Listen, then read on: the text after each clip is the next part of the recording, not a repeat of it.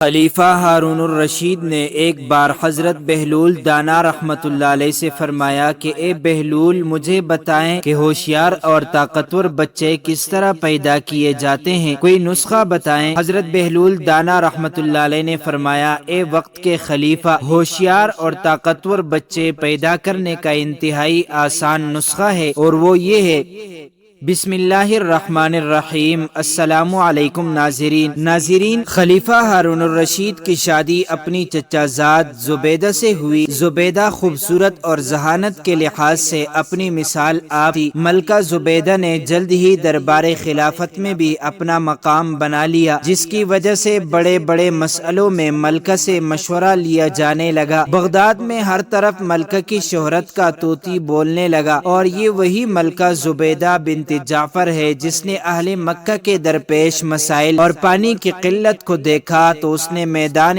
عرفات اور شہر مکہ کو پانی پہنچانے کے لیے ایک نہر بنوائی، جو بعد میں نہر زبیدہ کے نام سے مشہور ہوئی۔ شادی کے 5 سال بعد یعنی 787 عیسوی میں اللہ پاک نے خلیفہ ہارون الرشید اور ملکہ زبیدہ کو ایک بیٹا عطا فرمایا، جس کا نام امین رکھا گیا۔ ٹھیک 1 سال بعد خلیفہ ہارون الرشید کا اپنی کنیز مراجل سے ایک لڑکا پیدا ہوا، جس کا نام مامون رکھا گیا۔ یہ کنیز خراسان کے گورنر علی ابن عیسیٰ نے خلیفہ کو خوش کرنے کے لیے تحفہ میں دی تھی۔ مامون کی پیدائش کے بعد اس کی ماں یعنی کنیز مراجل اپنے خالق حقیقی سے جا ملی۔ جب یہ بچے 5 سال کے ہوئے تو خلیفہ نے ملکہ زبیدہ کے بیٹے امین اور مراجل کے بیٹے مامون دونوں کو ایک ہی مدرسے میں تعلیم و تربیت کے لیے بھیج دیا۔ کچھ سالوں بعد خلیفہ اپنے خاص وزیروں کو لے کر اپنے بچوں کے مدرسے کی طرف ان سے ملنے کے لیے گیا۔ راستے میں خلیفہ کو حضرت بہلول دانا رحمۃ اللہ علیہ مل گئے۔ وزیروں نے زبردستی ان کو اپنے ساتھ ملا لیا اور اون پر سوار کر لیا۔ چنانچہ حضرت بہلول دانا رحمۃ اللہ علیہ خلیفہ کے ساتھ اس کے بیٹے امین اور مامون کے مکتب پہنچ گئے۔ مکتب پہنچ کر خلیفہ نے استاد سے اپنے بچوں کی تعلیم و تربیت اور ذہانت کے بارے میں دریافت کیا تو بچوں کے استاد محترم کہنے لگے، عالی جاں، آپ کا بیٹا امین سردار ملکہ زبیدہ جیسی ہوشیار اور عقل مند خاتون کا بیٹا ہے، لیکن وہ کنزین ہے، اسے کچھ بھی جلد سمجھ نہیں آتا، جبکہ مامون جو کہ ایک کنیز کا بیٹا ہے وہ بہت ذہین، دانشمند اور باوقار ہے۔ خلیفہ کہنے لگا، حیرت ہے، دونوں میرے ہی بیٹے ہیں، لیکن دونوں کی ذہنیت میں اتنا فرق کیسے ہو سکتا ہے؟ تم بغیر ثبوت کے اتنی بڑی بات کیسے کر سکتے ہو؟ خلیفہ نے غصے کا اظہار کیا تو بچوں کے استاد کہنے لگے، یہ جناب عالی، دونوں بچے تفریح کے لیے باہر گئے ہیں، میں دونوں کے بیٹھنے کی جگہ ایک کاغذ چھپا کر رکھ دیتا ہوں، جب دونوں آئے تو آپ خود ملاحظہ فرما لیجئے گا۔ جب بچے مکتب میں داخل ہوئے اور اپنے والد کو دیکھ کر بہت خوش ہوئے اور اپنے والد محترم سے گلے ملنے کے بعد دونوں بچے اپنے اپنی جگہ پر بیٹھ گئے، جو ان کے استاد نے ان دونوں کے لیے مخصوص کر رکھی تھی، جہاں پر استاد نے ایک موٹا کاغذ چھپا دیا تھا۔ مامون بیٹھتے ہی کچھ عجیب سی نظروں سے ادھر ادھر دیکھنے لگا۔ کیا بات ہے مامون، تم کچھ بے چین نظر آ رہے ہو؟ آخر استاد نے مامون کی بے چینی پوچھ ہی لی۔ استاد محترم، میں اپنے بیٹھنے کی جگہ میں کچھ تبدیلی محسوس کر رہا ہوں، مگر سمجھ نہیں پا رہا، ایسا لگتا ہے جیسے میری جگہ کاغذ